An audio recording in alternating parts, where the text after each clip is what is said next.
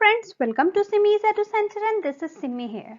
We are continuing our chapter Refraction of Light of ICSE 10th Physics. आज का हमारा topic है real and apparent depth. कोई भी ऑब्जेक्ट अगर डेंसर मीडियम में रखा हुआ है और हम उसे रेयरर मीडियम से देखें तो हमें वो ऑब्जेक्ट कम डेप्थ में नजर आएगा। ये क्यों होता है? ये रिफ्रैक्शन ऑफ लाइट के कारण होता है। ठीक है, जैसे आप यहाँ पे फिगर में देखिए कि कोई एक ऑब्जेक्ट है, जैसे कि यहाँ पे फिगर में एक कॉइन, सपोज कर लीजिए एक कॉइन है, ठीक है, जो कि पॉइंट, ये ऑब्जेक्ट ओ मार्क है, इस पॉइंट में कोई कॉइन रखा गया है। ठीक है, किसी भी ऑब्जेक्ट को हम कैसे देख पाते हैं? अगर उस ऑब्जेक्ट से लाइट आता है और हमारे आईज तक पहुंचता है तभी हम किसी ऑब्जेक्ट को देख पाते हैं। ठीक है, तो क्या होगा, यहाँ पे कॉइन से लाइट आएगा और हम क्या कर रहे हैं, हम ऊपर से व्यू कर रहे हैं। इट मीन्स हम रेयरर मीडियम से कॉइन को देखने का कोशिश कर रहा है। और कॉइन कहाँ रखा हुआ है? डेंसर मीडियम में रखा हुआ है। तो कॉइन से जितने भी लाइट्स आएंगे वो क्या होगा, डेंसर मीडियम से रेयरर मीडियम में लाइट जाएगा। ठीक है, तो रेस क्या है, फर्स्ट जो रे है, बहुत सारे रे निकल के हमारे आईज तक पहुंचने की कोशिश करेंगे। तो पहला जो रे है, ये सपोज कीजिए ये जो रे है, ये क्या होगा, नॉर्मल, वो सीधे आएगा, परपेंडिकुलर डिस्टेंस होकर निकल जाएगा। इट मीन्स इसके लिए एंगल ऑफ इंसिडेंस क्या होगा, 0 डिग्री। ठीक है, एंगल ऑफ इंसिडेंस 0 होगा और एंगल ऑफ रिफ्रैक्शन भी 0 होगा, मतलब ये जो लाइट है ये अनडेविएटेड निकल जाएगा। नेक्स्ट, जितनी भी लाइट वाटर से एयर में ट्रेवल करेगी सारी denser medium to rarer medium में ट्रेवल करेगी। मतलब यहाँ पे जितनी भी लाइट है ऑब्जेक्ट से निकल के हमारे आईज तक पहुंचने की कोशिश करेगी वो डेंसर से रेयरर जा रही है।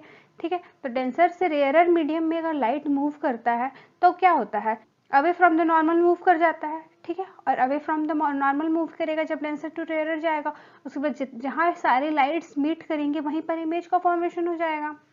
सबसे पहले कि ऑब्जेक्ट जो है वो इस पोजीशन में है।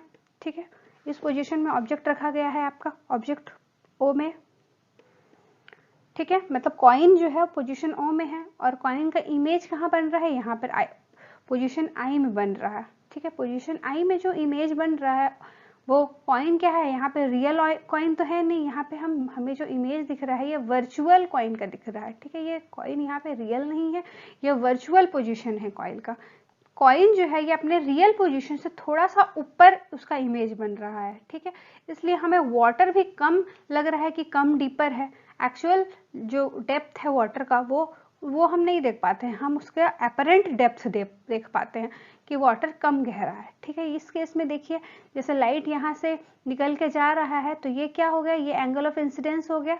ठीक है, that is O B and dash. O B and dash जो है वो आई है, एंगल ऑफ इंसिडेंस, और एन बी सी, ये जो एन बी सी है ये है एंगल ऑफ रिफ्रैक्शन। ठीक है, यहाँ पे हम देख सकते हैं कि लाइन एओ, ये जो लाइन एओ है और लाइन बी एन डैश, ठीक है, ये दोनों एक दूसरे के पैरेलल है और ये जो बी ओ है ये ट्रांसवर्सल है। ठीक है, तो यहाँ पे ये एंगल ऑफ इंसिडेंस आई था तो अल्टरनेट एंगल से ये वाला भी एंगल आई हो जाएगा। It means A O B भी एंगल आई हो जाएगा। तरह फिर से आई ए ये जो है लाइन और एन एन डैश या फिर बी एन डैश। ठीक है, ये दोनों पैरेलल है एक दूसरे से।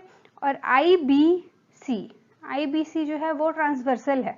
ठीक है, तो ये एंगल ऑफ रिफ्रैक्शन यहाँ था और ये एंगल ऑफ रिफ्रैक्शन ये इक्वल होगा। ये कैसे इक्वल होगा, ये करस्पॉन्डिंग एंगल से इक्वल होगा। ठीक है, तो ये दोनों इक्वल हो गया। अब हम ट्रायंगल बी ओ ए में देखते हैं। ठीक है, बी ओ ए ये वाला ट्रायंगल में हम देखते हैं। ठीक है, बी ओ ए में अगर हम साइन थीटा निकालते हैं, साइन थीटा का क्या वैल्यू होगा, B A divided by O B. हम जानते हैं कि perpendicular divided by hypotenuse sine theta होता है, तो साइन थीटा का ये वैल्यू आ जाएगा B A divided by O B. अब हम ट्रायंगल आई ए बी में देखेंगे। आई ए बी से हम साइन आर निकालेंगे तो इसका value B A by I B आ जाएगा। ठीक है, परपेंडिकुलर बाय हाइपोटेनस। ठीक है, अब हम स्नेल्स लॉ यहाँ पे लगाएंगे, laws of reflection. It means कि refractive index is equal to sine I by sine are.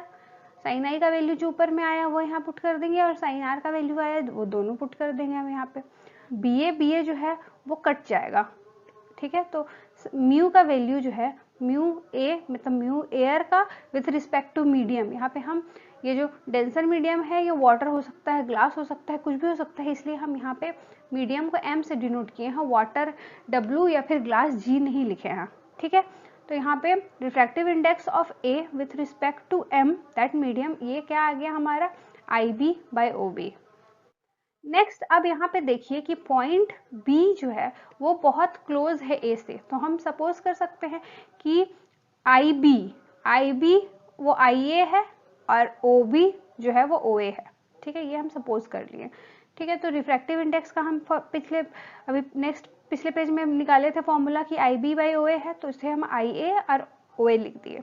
ठीक है, यहाँ पे अब जो रिफ्रैक्टिव इंडेक्स आया है वो refractive index of air with respect to medium है। ठीक है, अगर हम इसे चेंज करते हैं refractive index of medium with respect to air, तो क्या हो जाएगा, जस्ट अपोजिट हो जाएगा प्रिंसिपल ऑफ रिवर्सिबिलिटी से।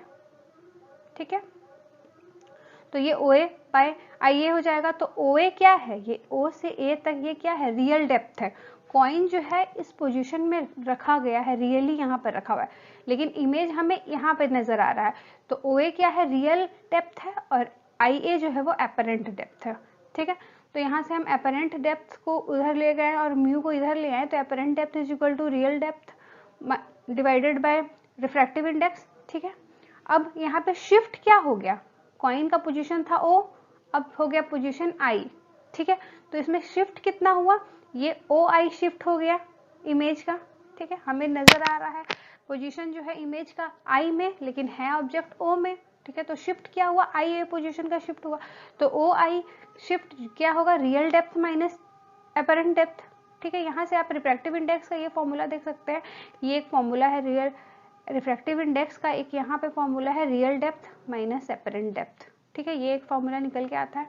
फिर शिफ्ट को हम कैलकुलेट करेंगे तो रियल माइनस एपरेंट। ठीक है, तो रियल डेप्थ लिखे और एपरेंट डेप्थ का तो यहाँ पे जो फॉर्मूला आया था वो हम यहाँ पे पुट कर दिए। तो शिफ्ट का फॉर्मूला हमारा real depth into 1 minus 1 divided by mu MA, ये आ गया शिफ्ट का फॉर्मूला। ठीक है, तो ये न्यूमेरिकल सॉल्व करने में यूज हो सकता है, ये इंपॉर्टेंट टॉपिक है ICSE 10th फिजिक्स के हिसाब से। नेक्स्ट शिफ्ट, जो अभी हमने शिफ्ट देखा वो किस किस फैक्टर पे डिपेंड करता है। ठीक है, शिफ्ट 3 फैक्टर पे डिपेंड करता है। पहला रिफ्रैक्टिव इंडेक्स पे डिपेंड करता है। अभी हमने देखा कि शिफ्ट के फॉर्मूला में रिफ्रैक्टिव इंडेक्स आता है। ठीक है, तो जितना ज्यादा रिफ्रैक्टिव इंडेक्स होगा मीडियम का उतना ज्यादा शिफ्ट होगा। ठीक है, इट मीन्स वो डायरेक्टली प्रोपोर्शनल है। Dependence of shift on thickness of material, जितना थिकर होगा मीडियम जितना भी थिक होगा उतना ज्यादा शिफ्ट होगा। ठीक है, डिपेंडेंस ऑन वेवलेंथ और कलर ऑफ लाइट, वेवलेंथ में या कलर ऑफ लाइट में क्या डिपेंड है शिफ्ट का, तो शिफ्ट जो है वो डिक्रीज करेगा। अगर वेवलेंथ ऑफ लाइट इंक्रीज करता है तो शिफ्ट डिक्रीज करेगा। जैसे कि रिफ्रैक्टिव इंडेक्स जो है वो वायलेट कलर का ज्यादा होता है और रेड कलर का कम होता है। ठीक है, तो शिफ्ट क्या होगा, वायलेट का ज्यादा होगा। Next topic is apparent bending of stick under water. अभी हमने देखा ही कि कैसे रिफ्रैक्शन हो रहा है, डेंसर मीडियम में कोई ऑब्जेक्ट रखा हुआ है तो जब हम उसे रेयर मीडियम से देख रहे हैं तो कैसे हमें स्टिक कॉइन का पोजीशन डिफरेंट दिख रहा है। तो हमें जो अगर ट्रांसपेरेंट मीडियम में, जैसे कि यहाँ पे देखिए कि ग्लास में वाटर फिल्ड है और इसमें हमने पेंसिल इमर्ज करके रखा हुआ है। ठीक है, तो पेंसिल जब इमर्ज करके हम रखे हैं और हम इसे ऊपर से देख रहे हैं, ठीक है, तो हमें क्या दिख रहा है कि रिफ्रैक्शन जो है, रिफ्रैक्शन की वजह से हमें ये पेंसिल बेंड किया हुआ दिख रहा है या दिख रहा है कि टूटा हुआ है पेंसिल। अपने रियल पोजीशन में हमें पेंसिल नहीं दिख रहा है, अब वो डिफरेंट ही पोजीशन में दिख रहा है। तो ये क्या हो रहा है, ये रिफ्रैक्शन ऑफ लाइट के कारण ही हो रहा है। इसे हमने डिटेल से अभी डिस्कस किया कि लाइट का रे जो है यहाँ से निकल के आएगा और रे जो है नॉर्मल है ये, तो ये bend away from the normal move करेगा और उसके बाद फिर जो सारा लाइट जहाँ पे मीट करेगा वहीं पे इमेज का फॉर्मेशन होगा। तो सारा लाइट को हम पीछे वर्टिकली यहाँ ड्रॉ करते हैं, तो यहाँ पर जो लाइट है जितना भी लाइट रेज है वो यहाँ पे मीट करेगा तो वहीं पे इमेज का फॉर्मेशन हो जाएगा। Next is consequences of the refraction of light. Refraction of light का और क्या क्या एग्जाम्पल है, स्टार्स अपीयर, जो हमें स्टार जो ट्विंकलिंग करते हुए स्काई में नजर आते हैं, ये क्या होता है, ये रिफ्रैक्टिव इंडेक्स के ही कारण होता है, रिफ्रैक्शन के ही कारण होता है कि एयर में का हमेशा टेम्परेचर डिफरेंट है, refractive index her layer of air में डिफरेंट है, तो उसके कारण रिफ्रैक्शंस होते हैं, तो उसके कारण हमें स्टार ट्विंकलिंग करते नजर आते हैं। जो सन हमें कुछ मिनट बाद और कुछ मिनट तक दिखते हैं। इवनिंग में सनसेट में हम कुछ मिनट, सन राइज के समय हम कुछ मिनट बाद देख पाते हैं सन को, और सनसेट के टाइम समय हम कुछ देर तक देख पाते हैं सन को। तो ये जो फेनोमेना है ये भी रिफ्रैक्शन के ही कारण हो रहा है।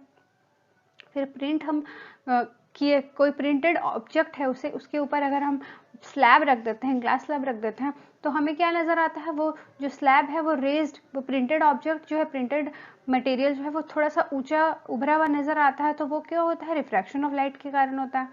Tank appear shallow than its actual depth, हमें स्विमिंग पूल या टैंक जो है वो कम गहरा नजर आता है। अगर हम उसमें जाएंगे तब हमें पता चलेगा कि ये तो बहुत ज़्यादा गहरा है स्विमिंग पूल में, लेकिन हमें बाहर से दिखता है कि ये तो गहरा है ही नहीं, कम गहरा है। हमारे आइज़ के लिए एक इल्यूजन क्रिएट करता है। तो ये सारा एग्जाम्पल जो है वो रिफ्रैक्शन ऑफ लाइट का ही है। Thank you.